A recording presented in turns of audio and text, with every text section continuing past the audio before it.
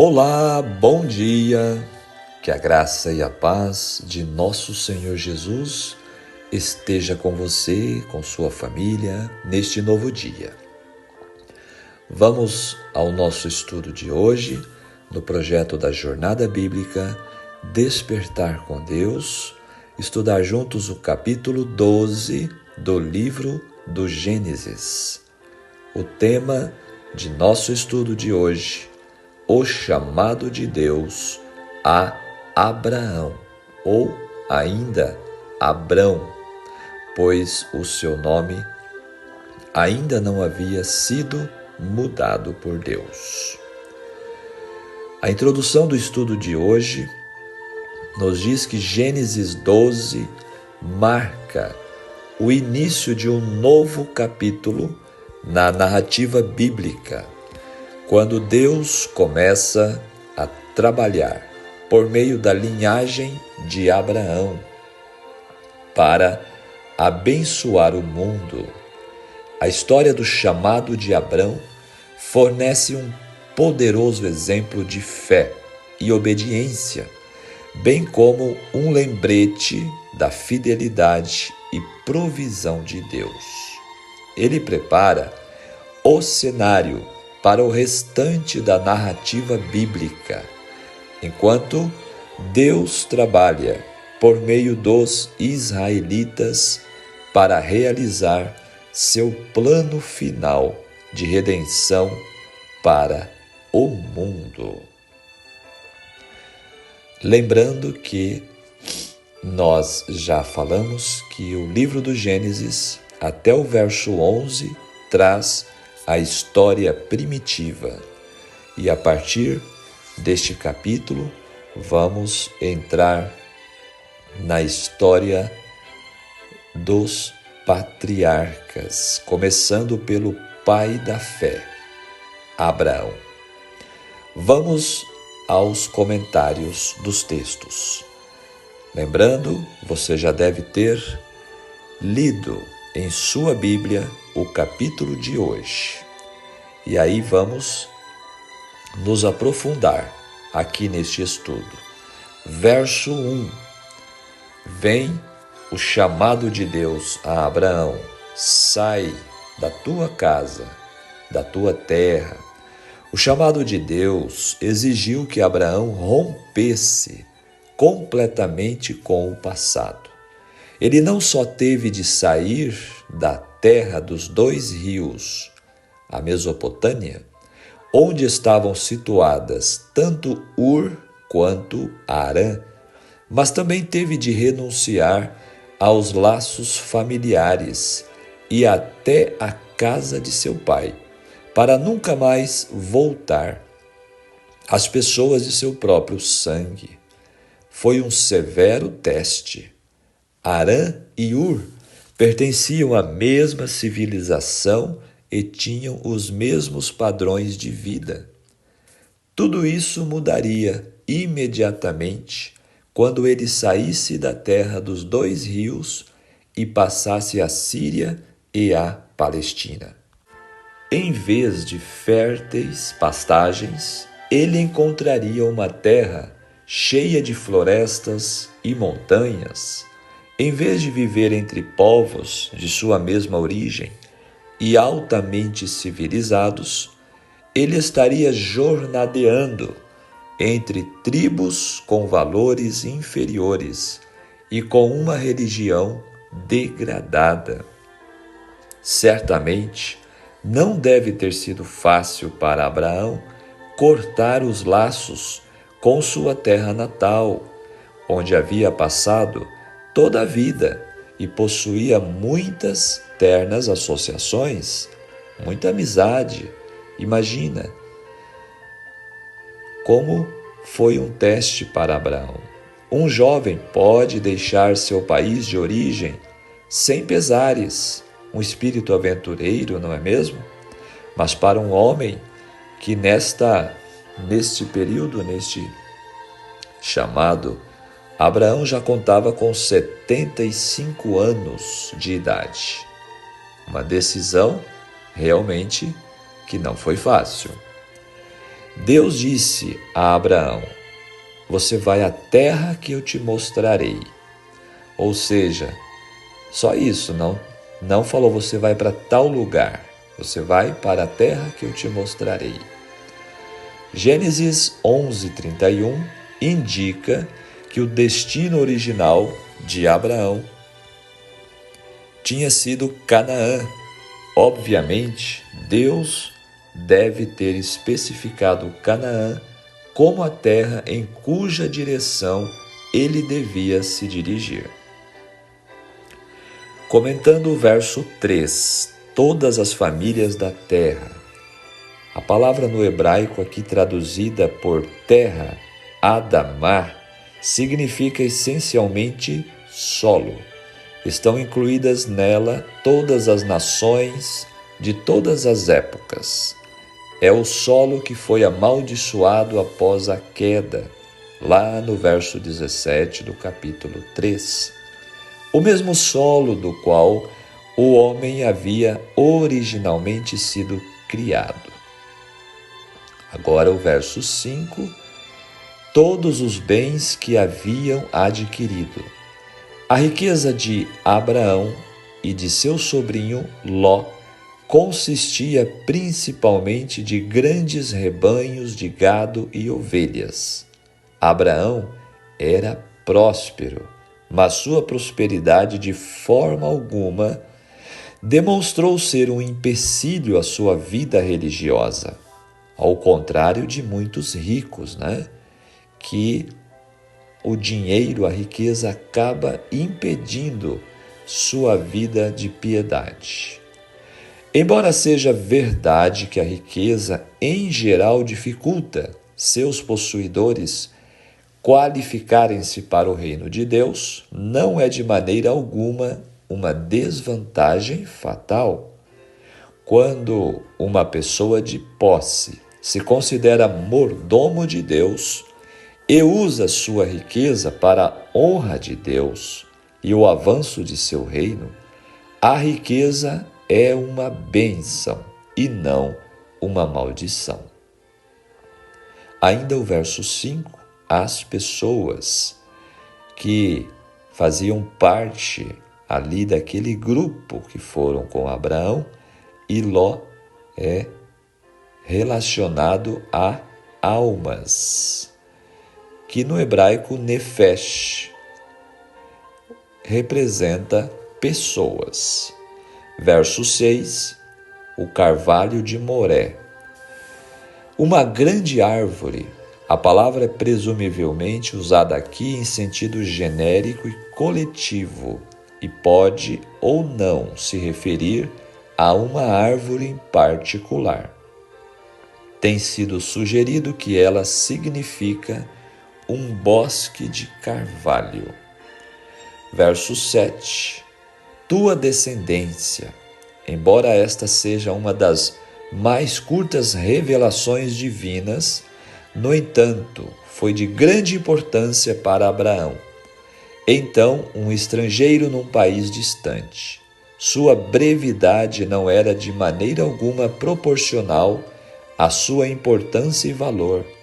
Era preciso fé para acreditar que os cananeus em cidades altamente fortificadas seriam desapossados e que a terra seria dada a um homem idoso e sem filhos, pois Abraão ainda não tinha filhos.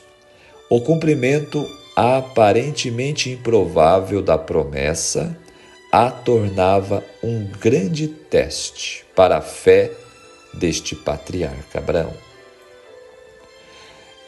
Deus disse, tua semente, literalmente aqui no singular, faz referência à semente de Gênesis 3, verso 15, tá? A semente que está relacionada com o Messias, com Cristo Jesus.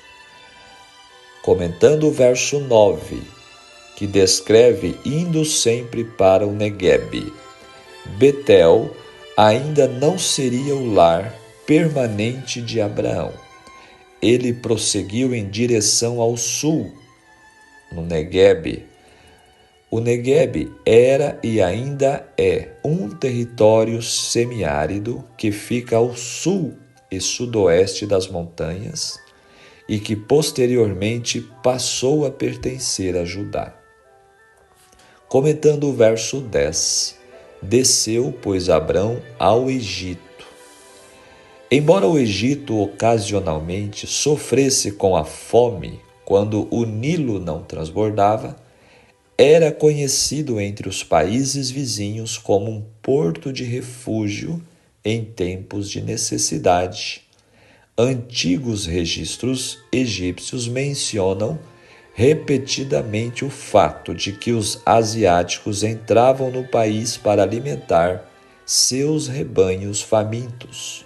Às vezes, esses visitantes permaneciam no país, ou seja, no Egito, e se tornavam uma ameaça para a população nativa. Agora o verso 12, falando de Sara, Sarai, é a mulher dele. Abraão descobriria no Egito que a astúcia humana é inútil e que o livramento do medo e da perplexidade só vem do Senhor. Aqui nós vemos uma falha na atitude de Abrão. Ele não confiou inteiramente em Deus, embora já havia manifesto a sua fé ao obedecer o chamado de Deus, mas ele ainda precisava crescer em sua fé, em sua confiança e relacionamento com Deus. E o mesmo se dá conosco, não é mesmo? O verso 13 descreve onde ele, então, usa de meia-verdade, dizendo que sua esposa é sua irmã. A meia-verdade de Abrão é tacitamente aceita por Sara.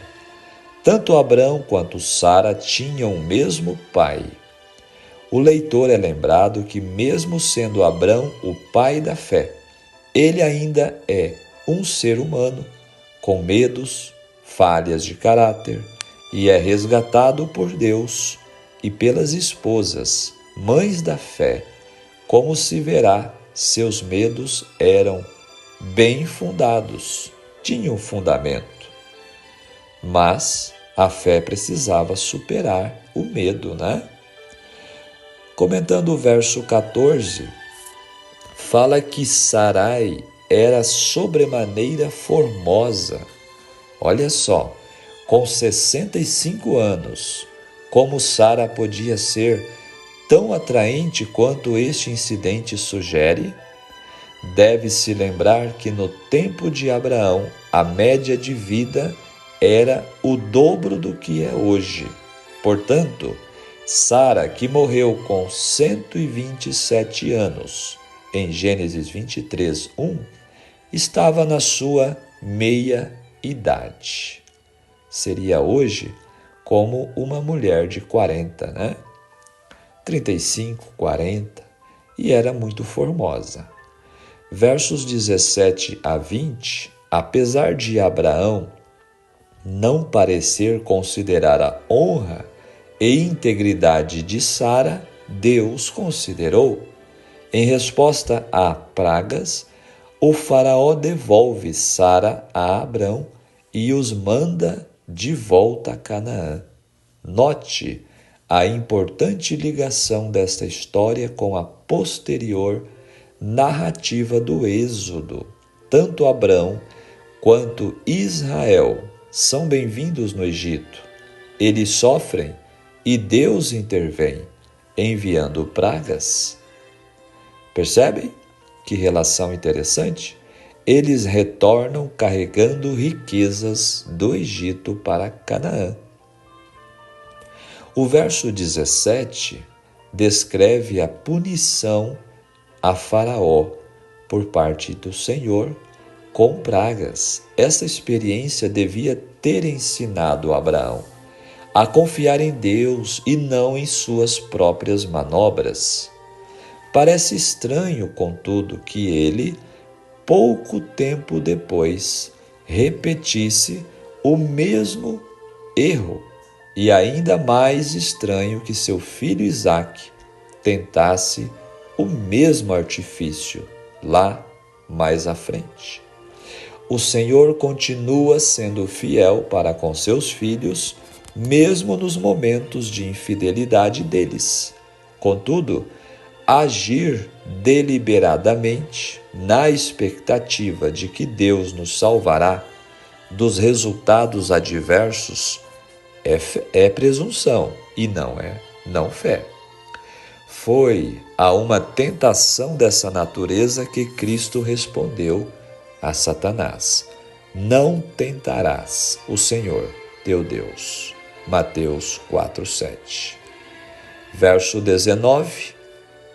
Então Faraó disse: tome a sua mulher e vai, reconhecendo que as pragas vieram sobre ele por causa do desagrado de Deus. O monarca Faraó não ousou tratar mal a Abrão. Ao contrário, porém, ele procurou mitigar a ira de Deus, proporcionando-lhe um salvo-conduto para sair do país. A benignidade do Faraó e a misericórdia de Deus humilharam Abrão, e em silêncio ele reconheceu sua culpa. Que desonra sobrevém à causa de Deus, quando seus representantes, como resultado de procedimentos irrefletidos e vergonhosos, trazem sobre si mesmos merecida reprovação de homens do mundo. Verso 20. Em sua indignação, o Faraó dispensou Abrão e Sarai. Deus protegeu o casal por causa do seu importante papel na história da salvação. Aqui finalizam os comentários. Agora vamos para o texto especial do Espírito de Profecia, complementando um teste de fé. Não foi para Abraão uma pequena prova ser chamado a deixar sua casa e parentela e ir para uma terra que não conhecia. Quando chegou a essa terra, viu que ali estavam os cananeus e que teria toda a sua idolatria para enfrentar. Foi esta uma severa prova para a fé de Abrão.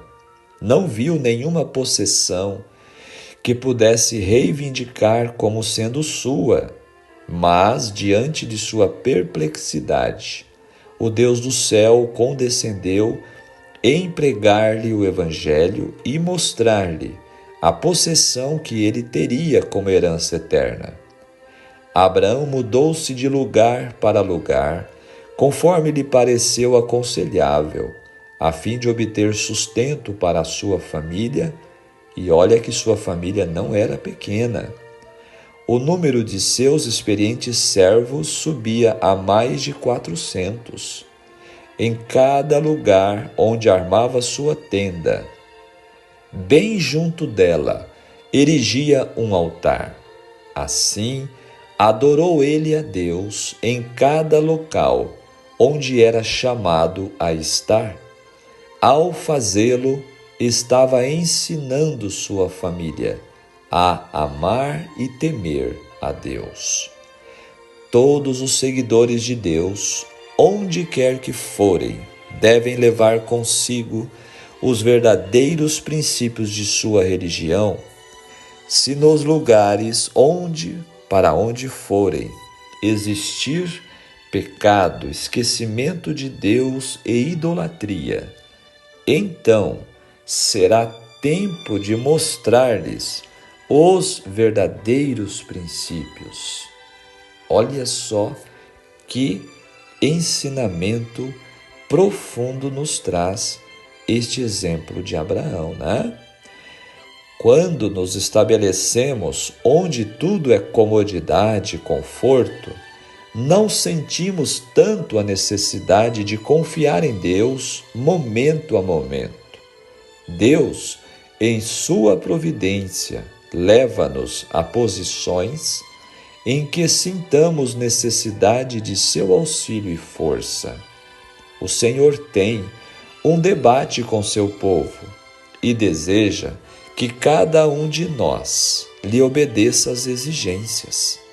Nenhum de nós, quando o dever nos for exposto, deverá perguntar: é conveniente ou será do meu agrado fazer isto?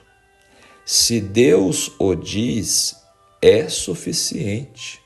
Devemos tomar a Bíblia, devemos estudar e ver qual é a vontade de Deus a nosso respeito. E então, seguir como Abraão fez, em fé e confiança. Vocês veem que a primeira prova foi muito rigorosa para Abraão? Deixar tudo e ir para uma terra de estranhos? Houve circunstâncias adversas que seguiram a Abraão por algum tempo e o colocaram em posições de teste, nas quais foi provado por Deus. Quando o Senhor abriu diante dele a visão da vida imortal, desta terra purificada, que seria seu lar, ele ficou satisfeito. Olha, esse texto maravilhoso está na meditação matinal de 2002, na página 70. Muito bem, capítulo 12, o chamado de Deus a Abraão. Abrão, né? Nossa reflexão final. Quantas vezes frustramos os propósitos de Deus em nossa vida porque deixamos de invocar o seu nome para olhar as dificuldades que nos cercam? Em cada lugar onde chegava, Abraão edificava um altar ao Senhor. Mas, pelo que lemos e estudamos, parece que no Egito foi diferente. Se tão somente ele tivesse confiado na boa mão de Deus, teria deixado ali o seu testemunho de um verdadeiro adorador? Como representantes de Deus na terra, Deus nos concede oportunidades e privilégios de sermos suas testemunhas. Deus deseja abençoar a nossa vida a fim de que seja uma bênção para outros, assim como ele disse a Abraão: "Se tu uma bênção". Que nós possamos erguer o nosso altar de adoração ao único Deus, onde nós estivermos. Que possamos, na conclusão do estudo de hoje, que, como Abraão, possamos tornar filhos e herdeiros da mesma promessa. Que se cumpra em nossa vida a profecia de Isaías: a sua posteridade será conhecida entre as nações. E o pensamento de hoje, em nosso estudo no capítulo 12, leve com você neste dia: sem confiar em Deus, não vamos jamais sair do lugar de onde estamos para ir no centro de sua vontade. Amém? Que Deus te abençoe, que Deus te guarde em mais esse dia e que estas lições, que estes ensinamentos que aprendemos juntos no estudo de hoje de capítulo 12 de Gênesis possa dirigir, possa abençoar e refletir em nossa vida. É o nosso desejo e eu quero orar com você neste momento. Pai nosso que estás nos céus, santificado seja teu nome. Obrigado, Senhor, por um novo dia. Obrigado, Senhor, pela sua misericórdia que se renova mais uma manhã.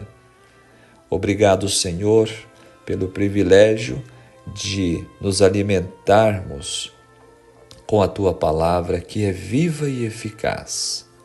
Pai querido, diante dos ensinos de hoje sobre a fé, a obediência de Abraão, até mesmo na sua fraqueza, na sua falha, que possamos aprender, aplicando em nossa vida diária. Abençoa, Pai querido, cada pessoa com suas famílias que estão acompanhando estes estudos e esta oração. Fica conosco. Senhor, tem misericórdia de todas as pessoas que estão sofrendo no Rio Grande do Sul com esta terrível enchente. Quantas vidas já foram ceifadas. Senhor, tenha misericórdia dos inocentes, as crianças, aqueles que estão sofrendo, todas as famílias que perderam entes queridos, que o Senhor possa estar dando força e conforto nesta hora.